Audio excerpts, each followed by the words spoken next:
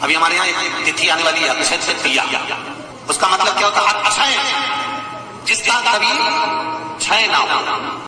कई लोगों ने महत्व को बिगाड़ दिया के दिन सामान लेकर आना है, चांदी का बर्तन लेकर आना है, ये सामान लेकर आना है, वो सामान लेकर आना, लाओ, मना नहीं है। हिंदू धर्म में ये रीति रही है, कोई सामग्री खरीदी जाती है, पीतल की, तांबे की, कोई वस्तु हम खरीदते हैं। पर आज का समय का जो फैशन बढ़ता गया तो कहा साहब चांदी के बर्तन खरीदना जरूरी है, चांदी का सामान खरीदना जरूरी है, सोने का पात्र, सोने की वस्तु खरीदना जरूरी है, ये सामग्री खरीदना। तो यहाँ शास्त्र नहीं कह रहा कि महाराज इतने महंगे महंगे पदार्थ खरीदो और घर में कर्जा कर लो। शास्त्र तो यह कहता है कि पूजन करना है आपको, अगर आप एक सामग्री भी लेकर आ रहे हैं तो उसमें आपका भाव जुड़ा होना चाहिए, कर्जा नहीं जुड़ा होना चाहिए। अक्षय तृतीया, उसका मतलब क्या होता है? अक्षय, जिसका कभी क्षय ना हो। जब हम भगवान शंकर को चावल का दाना चढ़ाते हैं, जैसे बहुत ध्यान दीजिएगा महाराज, बहुत समझने वाली बात है, बहुत ध्यान दीजिए। चावल का दाना हमारे मस्तक पर तिलक करने के बाद पंडित जी क्यों लगाते हैं कि भगवान जैसा समय आज चल रहा है, आप पूजन कर रहे हो, पाठ कर रहे हो, दान कर रहे हो, पुण्य कर रहे हो, सत्कर्म कर रहे हो, भजन कर रहे हो, मेरा देव अधिदेव महादेव, मेरा नारायण, मेरा सत्यनारायण भगवान, मेरा राम जी, मेरा विष्णु जी, मेरा भागवत मैया, मेरी रामायण मैया। ब्राह्मण मस्तक पर तिलक लगाने के बाद चावल इसलिए लगाता है कि जैसा समय आज चल रहा है, भगवान तुमको ऐसा ही समय बनाकर रखे और तुम ऐसे ही चार चांद लगाते रहो, दान पुण्य संकीर्तन करते रहो, इसलिए मस्तक पर चावल का दाना लगाया है। तो यहाँ शिव महापुराण की कथा करी, चावल का नाम शिव जी को क्यों चढ़ाते हैं, भगवान को क्यों समर्पित करते हैं, भगवान की पूजन में अक्षत क्यों समर्पित करते हैं, चावल क्यों समर्पित करते हैं, उसका कारण क्या है? तो कहा आज मैंने जब चावल का दाना आपको समर्पित करा है, जिस भाव से, जिस विश्वास से, जिस श्रद्धा से, जिस मन से मैं आपको रिझा रही हूँ, हे भोलेनाथ मेरी ये मनोकामना पूर्ण कर इसको अक्षय कर देना, इसको अमर कर देना, बस इतनी कृपा आप लोगों से भी है। अमावस्या आ रही है, पूर्णिमा आ रही है, नवमी आ रही है, बैसाख की तीज आ रही है, अक्षय तृतीया, सत्तू का प्रयोग अवश्य करना, करोगे ना? उसका दान अवश्य करना, कोई आए उसको थोड़ा सा सत्तू अवश्य खिलाना। 3 चीजें होती हैं सत्तू में, गेहूं, चने की दाल, जौ, इनको गलाया जाता है, रात भर गलाने के बाद इसको फिर सेका जाता है, सेक कर पिसाया जाता है, फिर उसका प्रयोग किया जाता है महाराज। चाहे फिर उसको घोल कर शक्कर के साथ, गुड़ के साथ, नमक के साथ, जीरे के साथ, पुदीना के साथ, जिसके साथ तुम्हें खाना है वो तुम्हारे ऊपर, पर दान करना सत्तू का जरूर है। एक चुटकी मात्र भी अगर सत्तू आपने दान किया है बैसाख महीने में, उसका फल जरूर मिलेगा, जरूर करना। हमने भी विचार करा है, जितने लोग ऑनलाइन दान कर रहे हैं, दान सहयोग राशि अकाउंट में डाल रहे हैं या सहयोग दे रहे हैं, तो अमावस्या, नवमी और पूर्णिमा को भी कुबेरेश्वर धाम में जितने भी भगत आते हैं उनको सत्तू का ही प्रसाद वितरण किया जाएगा। जो लोग दान दे रहे हैं उनके सहयोग से ही ये क्रम किया जाएगा। प्रयास शिव उपासना, शंकर का भजन महाराज। स्कंद पुराण में उठाकर पढ़ना कि आखिर मिट्टी के पात्र का जल बैसाख के महीने में शंकर को क्यों चढ़ाया जाता है। अगर मिट्टी का पात्र भी नहीं हो, तुम्हारे घर में मटका हो, सुरई हो, वो भी नहीं हो, तो एक दिए में मिट्टी के पानी भर लो और वो पानी तांबे के कलश के अंदर जो पानी है उसमें मिला लो। पर मिट्टी का जल शिव जी को क्यों चढ़ाया जाता है? स्कंद पुराण के अंदर बैसाख महत्व में लिखा कि जो अधोगति में मर गया होता है, अचानक मर गया होता है, एक्सीडेंट में मर गया होता है, उसकी जीने की और तमन्ना थी, अचानक कोई बीमारी लग गई और मर गया, कोई बड़ी बीमारी लगने के कारण चला गया, उसको बहुत कुछ करना था पर मर गया, उसके लिए बैसाख महीने में शंकर भगवान को जब हम मिट्टी के पात्र का जल समर्पित करते हैं तो वो जीव तड़पता नहीं है, कहीं भटकता नहीं है। उसको गया में, पितरों में मिलाया कि नहीं मिलाया, बद्र विशाल में ब्रह्म का पाली करी कि नहीं करी, कभी पिंडदान, कभी तर्पण, तिलांजलि हुई कि नहीं हुई, पर मिट्टी के पात्र का जल बैसाख महीने में जाता है तो वो जीव कहीं पर भी हो उसकी मुक्ति हो जाती है, उसका मोक्ष। मिट्टी का कोई पात्र नहीं, कोई तारवा नहीं, तो आप दिए के अंदर भी जल भरकर उसको तांबे के लोटे में मिलाकर शिव जी को चढ़ा सकते हो। बैसाख महीने में वो जिस नारी के गर्भ में बच्चा 1-2 महीने का, 4 महीने का, किसी का गिर गया हो, बच्चा चले गया 2 महीना, 4 महीना, 6 महीने का, समाप्त हो, उसको चढ़ाना चाहिए बैसाख महीने में शिव को। कई लोगों ने महत्व को बिगाड़ दिया के दिन सामान लेकर आना है, चांदी का बर्तन लेकर आना है, ये सामान लेकर आना है, वो सामान लेकर आना, लाओ, मना नहीं है। हिंदू धर्म में ये रीति रही है, कोई सामग्री खरीदी जाती है, पीतल की, तांबे की, कोई वस्तु हम खरीदते हैं। पर आज का समय का जो फैशन बढ़ता गया तो कहा साहब चांदी के बर्तन खरीदना जरूरी है, चांदी का सामान खरीदना जरूरी है, सोने का पात्र, सोने की वस्तु खरीदना जरूरी है, ये सामग्री खरीदना। तो यहाँ शास्त्र नहीं कह रहा कि महाराज इतने महंगे महंगे पदार्थ खरीदो और घर में कर्जा कर लो। शास्त्र तो यह कहता है कि पूजन करना है आपको, अगर आप एक सामग्री भी लेकर आ रहे हैं तो उसमें आपका भाव जुड़ा होना चाहिए, कर्जा नहीं जुड़ा होना चाहिए। लक्ष्मी सबसे ज्यादा प्रसन्न कौन से दिन होती है? जम के बोलिए जरा। शुक्रवार। तो शुक्रवार को लक्ष्मी सबसे ज्यादा प्रसन्न क्यों होती है? उसका प्रसन्न होने का कारण क्या था? लक्ष्मी जी के 2 भाई थे, दोनों की शादी नहीं हो रही थी, दाता और विधाता, दोनों का विवाह नहीं हो रहा।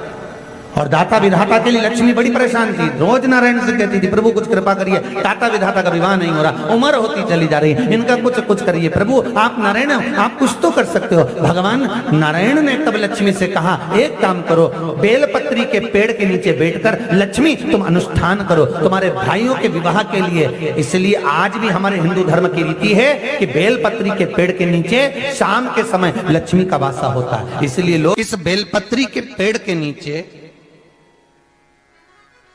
तुम्हारा रात्रि को शाम को 6 बजे से लेकर रात्रि को 8 बजे तक तुम्हारा निवास होगा। जैसे पीपल के पेड़ में देवताओं का निवास, आपको आप लोगों ने यदि पद्म पुराण पढ़ी होगी या सुनी होगी तो उसमें स्पष्ट कहा है, पीपल के वृक्ष की गणना ध्यान देना, पीपल के वृक्ष में सुबह 4 बजे से लेकर 7 बजे तक ब्रह्मा जी का वासा होता है। पीपल के वृक्ष में सुबह 7 बजे तक ब्रह्मा जी का वासा, 7 बजे से लेकर 10:30 बजे तक पीपल के वृक्ष में भगवान विष्णु का वासा होता है। कितनी बजे तक? 10:30। 10:30 से लेकर 11:30 12 बजे तक पीपल के वृक्ष में पितरों का वासा होता है। इसलिए हमारे यहाँ पितरों को श्राद्ध पक्ष में जो भोजन कराया जाता है वो 10:30 से 12 के बीच में कराया जाता है। 12 बजे के बाद पीपल के वृक्ष में दोपहर के 1:30 बजे तक आहूतों का वासा रहता है। आहूत कौन? जो गर्भ में शांत हो गए, जो कुंवारी अवस्था में शांत हो गए, जो जन्म लेने के बाद उनका विवाह नहीं हुआ और शांत हो गए, उन आहूतों का वासा उस पीपल के वृक्ष में दोपहर में 1:30 बजे तक रहता है। उसके बाद में प्रेतों का वासा चालू होता है। इसलिए दोपहर के समय पीपल के पेड़ की परिक्रमा नहीं होती। फिर शाम को 4 बजे से 7 बजे तक पीपल के वृक्ष में शंकर जी का वासा होता है। इसलिए शाम के समय पीपल की परिक्रमा नहीं होती।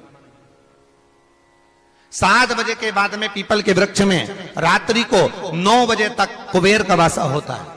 फिर 9 बजे के बाद में प्रेतवास चालू होता है पीपल के वृक्ष में। उसी तरह बेलपत्री का जो वृक्ष है, उस बेलपत्री के वृक्ष के नीचे रात्रि को 8 बजे से लेकर 12 बजे तक बेलपत्री के पेड़ के नीचे कुबेर का निवास होता है। महाराज, कुबेर का निवास। प्रयास करा करो इसी बेलपत्री के पेड़ के नीचे हम दीप लगाएं, घी का दीप। यदि संपदा की कमी हो तो, अगर भगवान ने खूब संपदा दी है तो भले मत लगाओ, कोई दिक्कत। महामृत्युंजय मंत्र का यदि आप जाप करते हो और आपको मालूम पड़ गया कि शरीर में मुझे ये रोग हो गया है, मुझे शुगर हो गया है, मुझे बीपी हो गया है, मेरा ब्लड प्रेशर ऊंचा नीचा रह रहा है, कोई भयंकर रोग, मेरे रिश्तेदार को कोई कैंसर जैसा रोग हो गया, किसी को कोई थायराइड हो गया, किसी को कोई किडनी और लीवर में सूजन हो गई, किसी को कहीं किडनी और लीवर में तकलीफ हो गई, तो शिव महापुराण की कथा कहती है, नवग्रह शिव महापुराण की कथा कहती है कि बेलपत्री के वृक्ष के नीचे महामृत्युंजय मंत्र का जाप जो शुक्रवार की शुक्रवार घी का दिया लगा कर करता है, उसके रोग बाबा देवाधिदेव महादेव समाप्त करते चले जाते हैं। ये संजीवनी मंत्र शुक्रवार के दिन भगवान शंकर को शुक्र को दिया था, इसलिए उसकी प्रधानता है।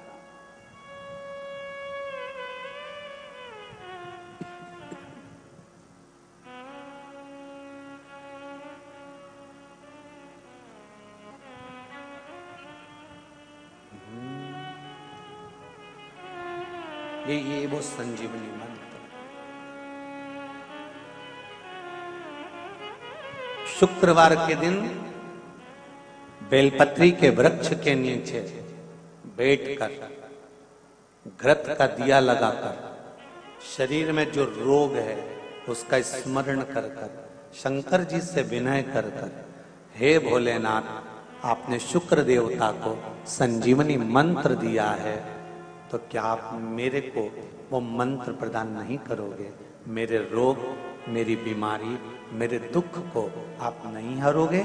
शिव से कहो, ये शरीर आपने दिया है और भजन करने के लिए दिया है, स्मरण करने के लिए दिया है, कीर्तन करने के लिए दिया है, तो संभालोगे भी आप। और बेलपत्री की ओर मुख कर घी का दिया लगाकर महामृत्युंजय मंत्र का स्मरण कर लेने पर धीरे धीरे धीरे धीरे धीरे धीरे वो रोग समाप्ति की ओर आता चले जाता है। अभी हमारे यहाँ एक तिथि आने वाली है, अक्षय तृतीया। उसका मतलब क्या होता है? अक्षय, जिसका कभी क्षय ना हो। कई लोगों ने महत्व को बिगाड़ दिया के दिन सामान लेकर आना है, चांदी का बर्तन लेकर आना है, ये सामान लेकर आना है, वो सामान लेकर आना, लाओ, मना नहीं है। हिंदू धर्म में ये रीति रही है, कोई सामग्री खरीदी जाती है, पीतल की, तांबे की, कोई वस्तु हम खरीदते हैं। पर आज का समय का जो फैशन बढ़ता गया तो कहा साहब चांदी के बर्तन खरीदना जरूरी है, चांदी का सामान खरीदना जरूरी है, सोने का पात्र, सोने की वस्तु खरीदना जरूरी है, ये सामग्री खरीदना। तो यहाँ शास्त्र नहीं कह रहा कि महाराज इतने महंगे महंगे पदार्थ खरीदो और घर में कर्जा कर लो। शास्त्र तो यह कहता है कि पूजन करना है आपको। अगर आप एक सामग्री भी लेकर आ रहे हैं तो उसमें आपका भाव जुड़ा होना चाहिए, कर्जा नहीं जुड़ा होना चाहिए। अक्षय तृतीया, उसका मतलब क्या होता है? अक्षय, जिसका कभी क्षय ना हो। जब हम भगवान शंकर को चावल का दाना चढ़ाते हैं, जैसे बहुत ध्यान दीजिएगा महाराज, बहुत समझने वाली बात है, बहुत ध्यान दीजिए। चावल का दाना हमारे मस्तक पर तिलक करने के बाद पंडित जी क्यों लगाते हैं कि भगवान जैसा समय आज चल रहा है, आप पूजन कर रहे हो, पाठ कर रहे हो, दान कर रहे हो, पुण्य कर रहे हो, सत्कर्म कर रहे हो, भजन कर रहे हो, मेरा देव अधिदेव महादेव, मेरा नारायण, मेरा सत्यनारायण भगवान, मेरा राम जी, मेरा विष्णु जी, मेरा भागवत मैया, मेरी रामायण मैया। ब्राह्मण मस्तक पर तिलक लगाने के बाद चावल इसलिए लगाता है कि जैसा समय आज चल रहा है, भगवान तुमको ऐसा ही समय बनाकर रखे और तो ऐसे ही चार चांद लगाते रहो, दान पुण्य संकीर्तन करते रहो, इसलिए मस्तक पर चावल का दाना लगाया। तो यहाँ शिव महापुराण की कथा करी, चावल का नाम शिव जी को क्यों चढ़ाते हैं, भगवान को क्यों समर्पित करते हैं, भगवान के पूजन में अक्षत क्यों समर्पित करते हैं, चावल क्यों समर्पित करते हैं, उसका कारण क्या है? तो कहा आज मैंने जब चावल का दाना आपको समर्पित करा है, जिस भाव से, जिस विश्वास से, जिस श्रद्धा से, जिस मन से मैं आपको रिझा रही हूँ, हे भोलेनाथ, मेरी ये मनोकामना पूर्ण कर इसको अक्षय कर देना, इसको अमर कर देना, बस इतनी कृपा आप लोगों से भी है। अमावस्या आ रही है, पूर्णिमा आ रही है, नवमी आ रही है, बैसाख की तीज आ रही है, अक्षय तृतीया। सत्तू का प्रयोग अवश्य करना, करोगे ना? उसका दान अवश्य करना। कोई आए उसको थोड़ा सा सत्तू अवश्य खिलाना। 3 चीजें होती हैं सत्तू में, गेहूं, चने की दाल, जौ, इनको गलाया जाता है। रात भर गलाने के बाद इसको फिर सेका जाता है, सेक कर पिसाया जाता है, फिर उसका प्रयोग किया जाता है। महाराज चाहे फिर उसको घोल करा शक्कर के साथ, गुड़ के साथ, नमक के साथ, जीरे के साथ, पुदीना के साथ, जिसके साथ तुम्हें खाना है वो तुम्हारे ऊपर, पर दान करना सत्तू का जरूर। एक चुटकी मात्र भी अगर सत्तू आपने दान किया है बैसाख महीने में, उसका फल जरूर मिलेगा, जरूर करना। हमने भी विचार करा है, जितने लोग ऑनलाइन दान कर रहे हैं, दान सहयोग राशि अकाउंट में डाल रहे हैं या सहयोग दे रहे हैं, तो अमावस्या, नवमी और पूर्णिमा को भी कुबेरेश्वर धाम में जितने भी भगत आते हैं उनको सत्तू का ही प्रसाद वितरण किया जाएगा। जो लोग दान दे रहे हैं उनके सहयोग से ही ये क्रम किया जाएगा। प्रयास शिव उपासना, शंकर का भजन। महाराज स्कंद पुराण में उठाकर पढ़ना कि आखिर मिट्टी के पात्र का जल बैसाख के महीने में शंकर को क्यों चढ़ाया जाता है। अगर मिट्टी का पात्र भी नहीं हो तुम्हारे घर में, मटका हो, सुरई हो, वो भी नहीं हो, तो एक दिए में मिट्टी के पानी भर लो और वो पानी तांबे के कलश के अंदर जो पानी है उसमें मिला लो, पर मिट्टी का जल शिवजी को क्यों चढ़ाया जाता है? स्कंद पुराण के अंदर वैशाख महत्व में लिखा कि जो अधोगति में मर गया होता है, अचानक मर गया होता है, एक्सीडेंट में मर गया होता है, उसकी जीने की और तमन्ना थी, अचानक कोई बीमारी लग गई और मर गया, कोई बड़ी बीमारी लगने के कारण चला गया, उसको बहुत कुछ करना था पर मर गया, उसके लिए वैशाख महीने में शंकर भगवान को जब हम मिट्टी के पात्र का जल समर्पित करते हैं तो वो जीव तड़पता नहीं है, कहीं भटकता नहीं है। उसको गया में पितरों में मिलाया कि नहीं मिलाया, भद्र विशाल में ब्रह्म का पाली करी कि नहीं करी, कभी पिंडदान कभी तर्पण तिलांजलि हुई कि नहीं हुई, पर मिट्टी के पात्र का जल वैशाख महीने में जाता है तो वो जीव कहीं पर भी हो उसकी मुक्ति हो जाती है, उसका मोक्ष। मिट्टी का कोई पात्र नहीं, कोई तारवन नहीं, तो आप दिए के अंदर भी जल भरकर उसको तांबे के लोटे में मिलाकर शिव जी को चढ़ा सकते हो वैशाख महीने में। जिस नारी के गर्भ में बच्चा 1-2 महीने का, 4 महीने का किसी का गिर गया हो, बच्चा चले गया 2 महीना, 4 महीना, 6 महीने का समाप्त हो, उसको चढ़ाना चाहिए वैशाख महीने में शिव पूजा। कई लोगों ने महत्व को बिगाड़ दिया के दिन सामान लेकर आना है, चांदी का बर्तन लेकर आना है, ये सामान लेकर आना है, वो सामान लेकर आना, लाओ, मना नहीं है। हिंदू धर्म में ये रीति रही है, कोई सामग्री खरीदी जाती है, पीतल की, तांबे की, कोई वस्तु हम खरीदते हैं, पर आज का समय का जो फैशन बढ़ता गया तो कहा साहब चांदी के बर्तन खरीदना जरूरी है, चांदी का सामान खरीदना जरूरी है, सोने का पात्र, सोने की वस्तु खरीदना जरूरी है, ये सामग्री खरीदना। तो यहाँ शास्त्र नहीं कह रहा कि महाराज इतने महंगे महंगे पदार्थ खरीदो और घर में कर्जा कर लो। शास्त्र तो यह कहता है कि पूजन करना है आपको, अगर आप एक सामग्री भी लेकर आ रहे हैं तो उसमें आपका भाव जुड़ा होना चाहिए, कर्जा नहीं जुड़ा होना चाहिए। लक्ष्मी सबसे ज्यादा प्रसन्न कौन से दिन होती है? जम के बोलिए जरा। शुक्रवार। तो शुक्रवार को लक्ष्मी सबसे ज्यादा प्रसन्न क्यों होती है? उसका प्रसन्न होने का कारण क्या था? लक्ष्मी जी के 2 भाई थे, दोनों की शादी नहीं हो रही थी, दाता और विधाता, दोनों का विवाह नहीं हो रहा। और दाता विधाता के लिए लक्ष्मी बड़ी परेशान थी, रोज नारायण से कहती थी प्रभु कुछ कृपा करिए, दाता विधाता का विवाह नहीं हो रहा, उम्र होती चली जा रही है, इनका कुछ करिए प्रभु, आप नारायण आप कुछ तो कर सकते हो। भगवान नारायण ने तब लक्ष्मी से कहा एक काम करो, बेलपत्री के पेड़ के नीचे बैठकर लक्ष्मी तुम अनुष्ठान करो तुम्हारे भाइयों के विवाह के लिए। इसलिए आज भी हमारे हिंदू धर्म की रीति है कि बेलपत्री के पेड़ के नीचे शाम के समय लक्ष्मी का वासा होता है। इसलिए लोग इस बेलपत्री के पेड़ के नीचे तुम्हारा रात्रि को शाम को 6 बजे से लेकर रात्रि को 8 बजे तक तुम्हारा निवास होगा। जैसे पीपल के पेड़ में देवताओं का निवास, आपको आप लोगों ने यदि पद्म पुराण पढ़ी होगी या सुनी होगी तो उसमें स्पष्ट कहा है, पीपल के वृक्ष की गणना ध्यान देना, पीपल के वृक्ष में सुबह 4 बजे से लेकर 7 बजे तक ब्रह्मा जी का वासा होता है। पीपल के वृक्ष में सुबह 7 बजे तक ब्रह्मा जी का वासा, 7 बजे से लेकर 10:30 बजे तक पीपल के वृक्ष में भगवान विष्णु का वासा होता है। कितनी बजे तक? 10:30। 10:30 से लेकर 11:30 12 बजे तक पीपल के वृक्ष में पितरों का वासा होता है। इसलिए हमारे यहाँ पितरों को श्राद्ध पक्ष में जो भोजन कराया जाता है वो 10:30 से 12 के बीच में कराया जाता है। 12 बजे के बाद पीपल के वृक्ष में दोपहर के 1:30 बजे तक आहूतों का वासा रहता है। आहूत कौन? जो गर्भ में शांत हो गए, जो कुंवारी अवस्था में शांत हो गए, जो जन्म लेने के बाद उनका विवाह नहीं हुआ और शांत हो गए, उन आहूतों का वासा उस पीपल के वृक्ष में दोपहर में 1:30 बजे तक रहता है। उसके बाद में प्रेतों का वासा चालू होता है। इसलिए दोपहर के समय पीपल के पेड़ की परिक्रमा नहीं होती। फिर शाम को 4 बजे से 7 बजे तक पीपल के वृक्ष में शंकर जी का वासा होता है। इसलिए शाम के समय पीपल की परिक्रमा नहीं होती। 7 बजे के बाद में पीपल के वृक्ष में रात्रि को 9 बजे तक कुबेर का वासा होता है। फिर 9 बजे के बाद में प्रेतवास चालू होता है पीपल के वृक्ष में।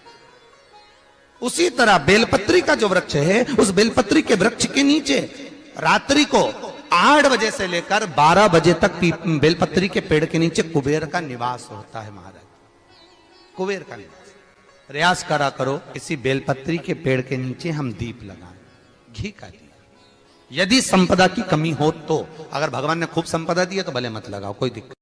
महामृत्युंजय मंत्र का यदि आप जाप करते हो और आपको मालूम पड़ गया कि शरीर में मुझे ये रोग हो गया है, मुझे शुगर हो गया है, मुझे बीपी हो गया है, मेरा ब्लड प्रेशर ऊंचा नीचा रह रहा है, कोई भयंकर रोग, मेरे रिश्तेदार को कोई कैंसर जैसा रोग हो गया, किसी को कोई थायराइड हो गया, किसी को कोई किडनी और लीवर में सूजन हो गई, किसी को कहीं किडनी और लीवर में तकलीफ हो गई। तो शिव महापुराण की कथा कहती है, नवग्रह शिव महापुराण की कथा कहती है कि बेलपत्री के वृक्ष के नीचे महामृत्युंजय मंत्र का जाप जो शुक्रवार की शुक्रवार घी का दिया लगा कर करता है, उसके रोग बाबा देवाधिदेव महादेव समाप्त करते चले जाते हैं। ये संजीवनी मंत्र शुक्रवार के दिन भगवान शंकर को शुक्र को दिया था, इसलिए उसकी प्रधानता है।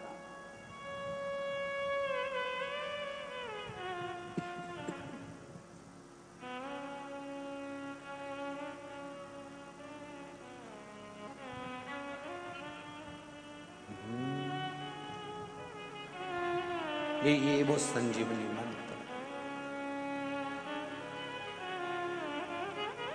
शुक्रवार के दिन बेलपत्री के वृक्ष के नीचे बैठकर घृत का दिया लगाकर शरीर में जो रोग है उसका स्मरण कर कर शंकर जी से विनय कर कर, हे भोलेनाथ आपने शुक्र देवता को संजीवनी मंत्र दिया है, तो क्या आप मेरे को वो मंत्र प्रदान नहीं करोगे? मेरे रोग, मेरी बीमारी, मेरे दुख को आप नहीं हरोगे?